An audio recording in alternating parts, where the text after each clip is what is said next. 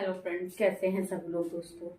दोस्तों आज का भी क्लास हमारा टी.एड सेकेंड ईयर से रहेगा। सेकेंड ईयर में हम लगातार कोर्स 11 पर बात कर रहे हैं।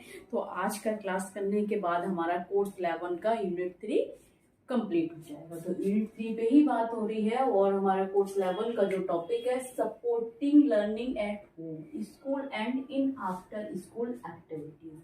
प्रश्न आपको इस तरीके से आएगा कि आप अपने बच्चों के लिए घर और स्कूल के बाद की गतिविधियों में सीखने में किस प्रकार से सहायता करते हैं या कर सकते हैं। ठीक है, इस घर, स्कूल और स्कूल के बाद की गतिविधियों में आप अपने बच्चों को सीखने में किस प्रकार सहायता कर सकते हैं। प्रश्न आपको इस तरीके से पूछा जाएगा।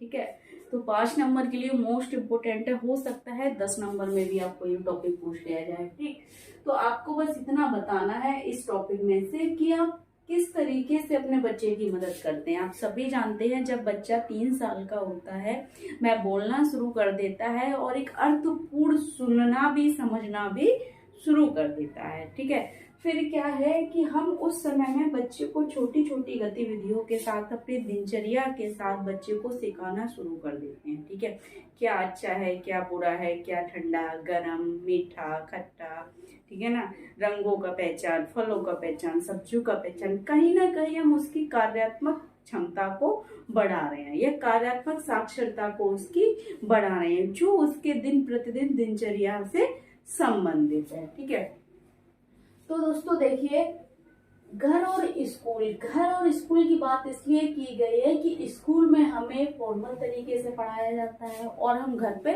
इनफॉर्मल तरीके से सीखते हैं। ठीक, तो दोस्तों घर और स्कूल के बीच के बाद की गतिविधियों में आप अपने बच्चों को सीखने में किस तरीके से मदद कर सकते हैं। तो किस तरीके से हम मदद कर सकते हैं, कह रहे हैं विशेष आवश्यकताओं वाले बच्चों के माता पिता। यहाँ पर हम सामान्य बच्चों की बात नहीं कर रहे हैं, क्योंकि हमारे लिए तो स्पेशल नीड्स चिल्ड्रंस ही यहाँ पर पूछा जाएगा प्रश्न में आपसे। हो सकता है किसी भी एक विकलांगता को रखकर वो बताते हैं आपसे कि आप बौद्धिक अक्षमता वाले अपने बच्चे को घर और घर के स्कूल के बाद की गतिविधियों में आप अपने बच्चों को किस प्रकार से सीखने में सहायता कर सकते हैं। ठीक है, इस तरीके से भी आएगा।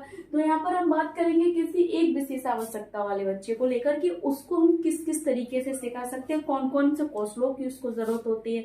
क्योंकि विशेष आवश्यकता वाले बच्चों के लिए ये नहीं है कि पढ़ लिख के वो डिग्री हासिल करे, वो अपने कुछ कौशलों को सीख सके, अपनी क्षमता के अनुसार जितना वो कर सकता है, सीख सकता है, उसके अनुसार हम उसको महत्वपूर्ण कौशल सिखा सकते हैं। कैसे सिखा सकते हैं उस पर बात करते हैं। विशेष आवश्यकता वाले माता पिता अपने बच्चे की सहायता कुछ इस तरीके से कर सकते हैं, लेकिन कहीं ना कहीं विशेष आवश्यकता वाले बच्चों के लिए क्या होगा, कोई आश्चर्यजनक परिवर्तन से निपटने में उन्हें कठिन लगेगा या परेशानी होगी। हम उनको कुछ सिखाते हैं तो उससे उनके लिए सिखाने या सीखने के लिए बहुत बड़ी चुनौती आती है उनके सामने। किस तरीके से हम किसी कौशल को सिखाएंगे, किस तरीके से किसी गतिविधि को करेंगे, है ना, तो उनके सामने एक विशेष रूप से कठिन समय हो सकता है। और है कई माता पिता से पूछा जाता है कि किस तरीके से हम अपने बच्चे को सिखाते हैं। कहीं पेरेंट्स मीटिंग होती है कई स्कूलों में, तो कहते हैं आप बच्चों को कैसे कराते हैं, आप बच्चों के साथ क्यों किस तरीके का व्यवहार करते हैं, आप बच्चों के साथ क्या क्या घर पे कराते हैं, क्या क्या एक्टिविटीज होती हैं आपके घर पे। तो वही सवाल आ जाता है कि सीखने पर हर किसी के लिए अलग अलग होता है। क्या है कि सीखने पर ध्यान जो है माता का अलग होगा, मतलब मदर का अलग होगा, फादर का अलग होगा, सिस्टर अलग तरीके से सिखाती है, ब्रदर अलग तरीके से आपको सिखाएगा बच्चे को। ठीक है, तो कह रहे हैं होना चाहिए, मतलब अलग अलग होता है। हर किसी परिवार में जितने भी सदस्य हैं तो किसी बच्चे के लिए जो मतलब उनकी गतिविधियों में वो शामिल है और उनकी साक्षरता को बढ़ाने के लिए हर किसी का तरीका अलग अलग होता है। ठीक है, कह रहे कुछ के लिए सीखना केवल नए सामान्य के साथ तालमेल बिठाने के लिए होता है। जैसे अगर हम बात करें विशेष आवश्यकता वाले बच्चे के लिए, तो क्या है, सीखना केवल क्या होगा किसी के लिए, अगर कोई उसके पास आके बैठ गया, उससे बातचीत करना है, तो उसके लिए वो भी सीखना है किस तरीके से बातें कहनी है, किस तरीके से उसको सुनना है, किस तरीके से हम उसको अटेंड कर रहे हैं, ठीक है, उसकी भावनाओं को समझ रहे हैं या फिर अपनी बात को व्यक्त कर रहे हैं, ठीक है, किसी के साथ बिठाने या सरल दिनचर्या का पालन करने के लिए, भावनाओं को प्रतिबंधित करने के लिए,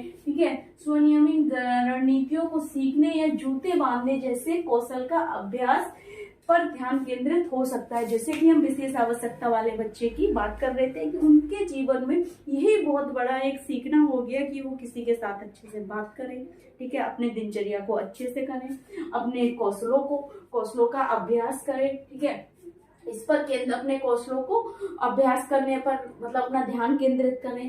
कह रहे हैं कि अपनी भावनाओं को प्रतिबंधित करें, यानी कि अपनी भावनाओं को क्या करें, प्रबंधित करें, उनको बनाए रखें अच्छे से दूसरों के सामने। यह भी उनके लिए बहुत बड़ी चीज होगी कि इन चीजों को भी वह बच्चा समझे। कह रहे हैं जैसे कि हमारे जीवन में खाना बनाना या साधारण घरेलू काम, ये सब महत्वपूर्ण सीख है सभी के लिए, चाहे वो सामान्य व्यक्ति हो असामान्य व्यक्ति हो, सभी के लिए महत्वपूर्ण सीख है कि अपने दैनिक जीवन में ये सभी चीजें कोई ना कोई व्यक्ति करता है। ये बात नहीं कि जेंडर के हिसाब से कोई लेडीज करती है कोई जेंट्स करता है, लेकिन सबके लिए बहुत ज्यादा महत्वपूर्ण सीख है कि कोई व्यक्ति खाना बनाना या साधारण घरेलू काम उसे आने चाहिए। अगर हम ये बात अगर विशेष आवश्यकता वाले बच्चे की करें तो उसके लिए तो बहुत ही ज्यादा महत्वपूर्ण है, ठीक है। इसलिए माता पिता को वह सब अपनाना चाहिए, मतलब बच्चे को सिखाने के लिए वह सब अपनाना चाहिए जो वे कर सकते हैं। यहाँ पर माता पिता भी जो वे कर सकते हैं और बच्चा भी जो वह इस कार्य को कर सकता है, और एक समय में अपने बच्चे को सीखने में सहायता करने के लिए एक कदम उठाना चाहिए अपनी दिनचर्या से, ठीक है ना, अपने समय को निकालना चाहिए अपनी दिनचर्या से और बच्चे की सहायता करनी चाहिए। कह रहे हैं कि सबसे पहले क्या है, प्रतिदिन के लिए एक शेड्यूल बनाएं, अपना एक शेड्यूल बनाएं। सुबह से लेकर शाम तक के समय में क्या करें कि पूरा उनके पास सुबह से मॉर्निंग से लेकर इवनिंग तक पूरा अपना जो उनका शेड्यूल है काम करने का सुबह से शाम का, उसके बीच में एक समय बनाएं, एक टाइम एग्जिट करें कि हमें इस समय पर बच्चे के लिए काम करना है, ठीक है। कह रहे हैं दिनचर्या अधिकांश लोगों के लिए सहायक होती है। दिनचर्या यानी कि एक शेड्यूल के साथ काम करना बहुत ज्यादा इजी हो जाता है, ठीक है। इस अनिश्चित समय में बच्चे के सुरक्षित महसूस करने की संभावना होगी, मतलब इस अनिश्चित समय में क्या होगा कि बच्चा जो होगा अपने आप को बहुत सुरक्षित महसूस करेगा। माता पिता के साथ सभी बच्चे सुरक्षित महसूस करते हैं, लेकिन कब तक, जब तक वो सीखते नहीं है। जब वो स्कूल जाने लग जाते हैं, बड़े हो जाते हैं, तो वो अपने टीचर्स के साथ ज्यादा कंफर्ट होते हैं, ठीक है। तो कह रहे हैं अनिश्चित समय में बच्चों के सुरक्षित महसूस करने की संभावना होगी यदि उनके सीखने के लिए एक माता पिता सतत योजना बनाने में उन्हें मदद करें। कि अगर पेरेंट्स क्या है, सतत का मतलब हो गया लगातार या रोज रोज भी कह सकते हैं, डेली अगर बच्चे को सिखाने में एक योजना बनाए और उनकी मदद करें तो बच्चे को भी क्या होगा, सुरक्षित महसूस की भावना महसूस करेगा, ठीक है। कह रहे हैं माता पिता अपने बच्चे के साथ एक शेड्यूल बनाते हैं और उसे दृश्य क्षेत्र में पोस्ट करने के लिए प्रोत्साहित किया जाता है। मतलब एक शेड्यूल बना लिया और क्या है, जिसे वो देख सके। मदर है तो किचन में, सेट में, कहीं पर भी लगा सकती हैं और उस चीज को बार बार वो प्रोत्साहित कर सकती हैं, अपने लिए भी और अपने बच्चे के लिए भी। कोई भी एक लिस्ट है किसी चीज की जिसको वो इंडिकेट करेंगी तो बच्चा भी उससे सीखेगा और पेरेंट्स भी उससे सीखेंगे। इस तरह से हर किसी की अपेक्षाएं समान होती हैं, चाहे वो बच्चा हो चाहे वो माता पिता हो। कह रहे हैं हालांकि माता पिता को यह नहीं सोचना चाहिए कि उनका पूरा कार्यक्रम स्कूल पर केंद्रित हो। मतलब ऐसा नहीं सोचना चाहिए कि वो केवल स्कूल की चीजें सिखाएं, जो स्कूल में सिखाया जा रहा है वही चीजें सिखाएं। हो सकता है जिन माता पिता को पढ़ना लिखना नहीं आता है तो अपने बच्चे के साथ क्या वो मदद नहीं कर सकते हैं, लेकिन वो उनके पास ज्ञान है, समझ रहे हैं। औपचारिक नहीं है, अनौपचारिक रूप से सिखाएंगे वो। मतलब किसी चीज की स्पेलिंग उनको नहीं पता होगी एप्पल की, लेकिन एप्पल क्या है, एक सेब है, सेब क्या है, फल कैसा है, लाल है और मीठा है, ये सभी चीज तो क्लियर करा सकते हैं। तो वही यहाँ पर कह रहे हैं हालांकि माता पिता को ये नहीं सोचना चाहिए कि उनका पूरा कार्यक्रम स्कूल पर केंद्रित हो, ठीक है ना। उसमें क्या है, माता पिता को विश्राम और पारिवारिक समय की योजना बनानी चाहिए। मतलब उनको भी बच्चे को सिखाने के लिए एक रेस्ट का उन्हें टाइम हो और एक पारिवारिक समय योजना प्लान करनी चाहिए, जिसमें भी अपने बच्चे को सिखा सकते हैं। इंटरनेट सुरक्षा भी यहाँ पर आ आती है कि माता पिता को यह समझना चाहिए कि इस अभूतपूर्व के दौरान बच्चे के लिए स्क्रीन समय बढ़ाना ठीक है क्या। बच्चा आपका जो स्क्रीन देख रहा है, टीवी हो गया, लैपटॉप हो गया, ठीक है ना, फोन हो गया आपका, मोबाइल हो गया आपका, XYZ, उनको देख रहा है कि उसका स्क्रीन का टाइम बढ़ाना ठीक है या नहीं ठीक है, या उसको देना संभव है, मतलब अच्छा है या बुरा है। हालांकि उन्हें अभी इस बात की जानकारी होना चाहिए कि उनके बच्चे ऑनलाइन क्या कर रहे हैं, क्या सीख रहे हैं, कैसे सीख रहे हैं और क्यों सीख रहे हैं। ठीक है, यह सुनिश्चित करना चाहिए कि वे बुनियादी इंटरनेट सुरक्षा नियमों को भी समझें। मतलब अपने एक बॉन्डिंग है उससे आगे ना जाए। ठीक है, उनको समझाना है कि ऑनलाइन या इंटरनेट का जो यूज है किस हद तक ठीक है, किस हद तक नहीं ठीक है। उनका जो स्क्रीन का टाइम है उसको कम करें और अदर एक्टिविटीज में उनको इन्वॉल्व करें। फिर कह रहे हैं घर पर माता पिता बच्चों को सीखने में कुछ इस तरह मदद कर सकते हैं। कैसे कर सकते हैं सहायता, देखिए माता पिता के लिए कुछ बुनियादी युक्तियां दी गई हैं। युक्तियां, पॉइंट्स भी बोल सकते हैं इनको, ठीक है ना। युक्तियां दी गई है माता पिता के रूप में। आप इस महत्वपूर्ण पारिवारिक स्कूल साझेदारी को सुदृढ़ करने के लिए घर पर अपना योगदान दे सकते हैं। मतलब कह रहे हैं कि आप महत्वपूर्ण पारिवारिक स्कूल, मतलब स्कूल का मतलब यहाँ ये हो गया, स्कूल के कार्य में आप अपनी साझेदारी को सुदृढ़ करके बढ़ा करके क्या कर रहे हैं, आप अपने घर पर अपना योगदान दे सकते हैं। ठीक है ना। कह रहे हैं सबसे पहले अपने बच्चे को ट्रैक पर बने रहने और उनके सीखने के अवसरों का विस्तार करने के लिए स्कूल तैयारी के लिए तैयार करने में मदद करें।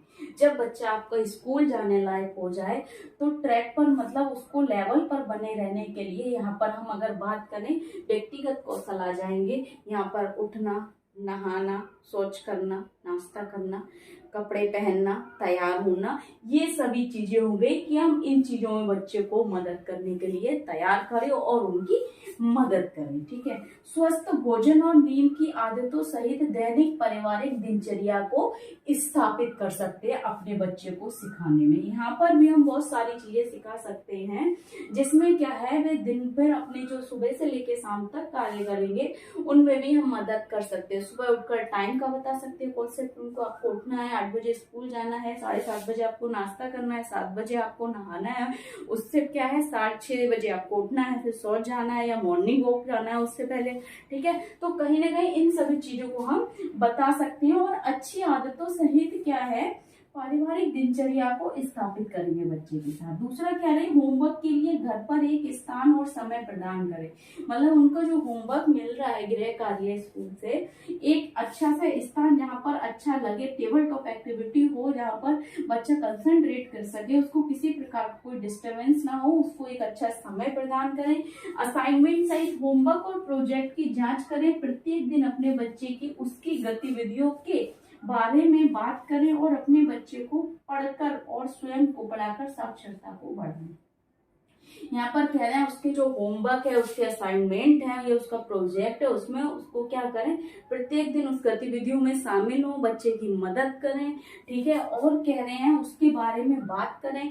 स्वयं को पढ़ने का मतलब ये है कि हम बच्चे के बारे में क्या जानते हैं, बच्चे को किस चीज की जरूरत है, उसकी रुचि क्या है, उसको क्या पसंद है, कैसे करना है, फिर क्या है उसके बारे में हम खुद नॉलेज लें और उसके बाद बच्चे को पढ़ाएं। ठीक है, फिर कह रहे हैं कि टीवी देखने, गेमिंग, सोशल मीडिया और कंप्यूटर के समय को सीमित करें। मतलब जब बच्चा टीवी देख रहा है उसके समय को कम कर रहा है, गेम करना है उसको कम करना है, आपको सोशल मीडिया का यूज कर रहा है उसको कम करना है, कंप्यूटर के समय को सीमित करना है और उस समय को मॉनिटरिंग करें, यानी कि निगरानी में करें। वो सभी चीज कर रहा है, आपकी निगरानी में रहे कि टीवी पे वह क्या देख रहा है, ठीक है ना, इंटरनेट का यूज कर रहा है, क्या कर रहा है, गेम खेल रहा है, कहीं उसके लिए ऐसे तो नहीं है जो उसको कोई घातक, किसी रूप से मानसिक घातक करे, उसको परेशानी हो जिससे उसको, ठीक है, उन सभी समय को सीमित करें और उसको निगरानी में कराएं और अपने बच्चे की शिक्षा के लिए उच्च अपेक्षाएं और मानक कह रहे हैं उच्च अपेक्षाएं और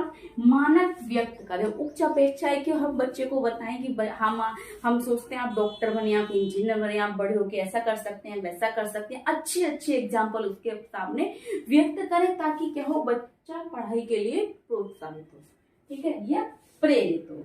फिर कह रहे हैं अभिभावक शिक्षक सम्मेलन, ओपन हाउस और बैक टू बैक स्कूल कार्यक्रम में भाग लें। मतलब विद्यालय में जितने भी अभिभावक और शिक्षक और छात्र से संबंधित जितने भी प्रोग्राम हैं उन सभी में आपको भाग लेना चाहिए ताकि आप अपने बच्चे के बारे में जान सकें, उसको समझ सके, उसकी कमियों को, उसके स्तर को, ठीक है ना, और उसकी योग्यताओं को, ठीक है, और उसके योगदान को समझे, किस तरीके से कर रहा है, ठीक है ना, उसके कार्य को समझे, उसके परफॉर्मेंस को जाने, कैसे सीख रहा है, और उन निर्णयों में भाग लें जो आपके बच्चे की शिक्षा को प्रभावित करते हैं। मतलब जिससे बच्चा इफेक्ट पड़ रहा है कहीं ना कहीं जिस बच्चे की एजुकेशन पर, उसको आप क्या करें, उसमें भाग लें और एक अच्छा डिसीजन लें।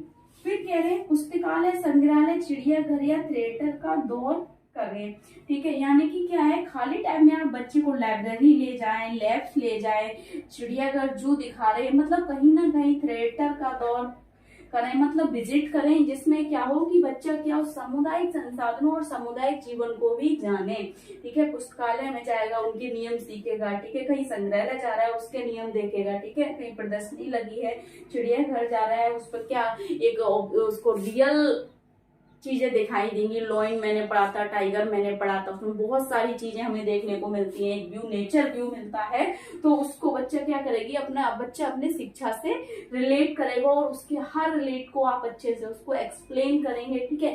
कह रहे हैं उस थिएटर का विजिट करें, दौर करें, उसमें भी आप बच्चे को दिखाएं और एक वास्तविक दुनिया से उसको जोड़ें। कह रहे हैं सामुदायिक संसाधनों का उपयोग करें और स्कूल के बाद के क्लबों, खेलों और कलाओं गतिविधियों में भागीदारी को प्रोत्साहित करें। बच्चों को कह रहे हैं सामुदायिक संसाधनों का उपयोग करें, मतलब जैसे हमारे सामुदायिक संसाधन, हम घर से बाहर जाते हैं आने जाने के लिए, ऑटो, बस, रिक्शा, साइकिल, इन सभी चीजों का उपयोग करें, इसके बारे में बच्चे जाने, ठीक है। बच्चे के लिए क्लब में या खेल और जो भी एक्टिविटीज होती है हमारी, ठीक है, उन चीजों में, गतिविधियों में भाग लें और बच्चे को भी प्रोत्साहित करें। कह रहे हैं इन सभी चीजों के माध्यम से हम क्या कर सकते हैं, बच्चे की घर पे मदद कर सकते हैं, स्कूल और स्कूल के बाहर। इस तरीके से माता पिता अपने बच्चों की मदद कर सकते हैं, अपनी उनकी शिक्षा को प्रभावित कर वो कर सकते हैं, क्या प्रोत्साहित कर सकते हैं। फिर कह रहे हैं व्यस्त माता पिता छात्रों और स्कूलों को सफल होने में मदद